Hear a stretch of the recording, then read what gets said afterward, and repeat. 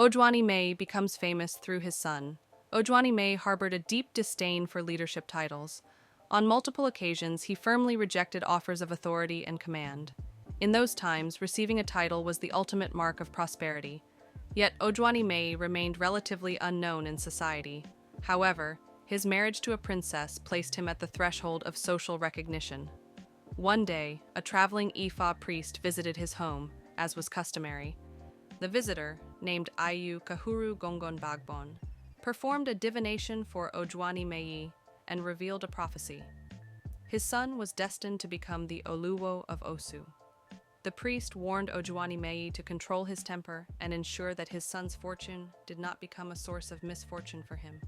He was advised to make a sacrifice, offering 2 dogs, 3 rams, 3 goats, 3 pigs, 8 rats, 8 fish, and 8 snails.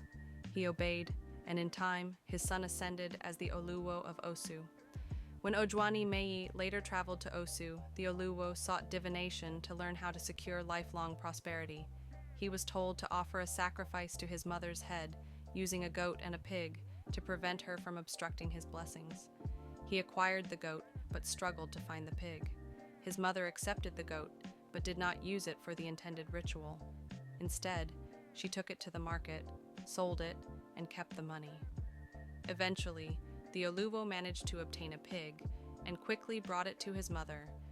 However, she refused to perform the ritual during daylight, insisting that such offerings must be made at night. The Oluwo returned to his palace, trusting that his mother would perform the ceremony in due time. But once again, she neglected the sacrifice. Instead, she used a dog she had slaughtered to prepare a meal for her husband. That evening, when her husband sat down to eat, the Oluwo's wife warned him. She recognized the scent of dog meat in the food. Remembering the priest's warning to remain calm in the face of provocation, he chose not to react, wondering what his wife's true intentions were. The following morning, his wife, the Oluwo's mother, asked him to empty the chamber pot where she had relieved herself overnight. He refused, stating that while he had once done so gladly in their youth, he found it inappropriate now that they had grown old. She accused him of trying to provoke her the previous night by making him nearly eat dog meat, something he would have unknowingly done had his daughter-in-law not intervened. Enraged, she insulted him, calling him the son of a dog. This humiliation disturbed Ojuani Meyi greatly, making it difficult for him to fulfill his mission for his son. Nevertheless, he instructed his son to bring his divination tools, ikin, and prophesied that the Oluwo should make a sacrifice to his father's head using an elephant, a buffalo, and a tiger. Immediately, the Oluwo commanded the hunters of Osu to search the forests for these animals. By midday, they returned with young versions of all 3. Ojuani Meyi extracted a small amount of blood from their skin and set them free. With the blood, he prepared a sacred medicine and marked his son's body. Upon his arrival in Osu, Ojuani Meyi observed that his son, the Oluwo, did not kneel to greet him as tradition demanded. Despite the public embarrassment caused by both his son and his mother, he fulfilled his duty. However, before departing, he made a solemn proclamation. From this day forward, the pure citizens of Osu will always prosper, but their prosperity shall only last until the twilight of their lives, when they will receive from their wives and children the same treatment I have endured here. It is believed that this curse is the reason why the wealthy sons and daughters of Osu often struggle to live to old age unless they perform a special Ifa sacrifice to lift the curse.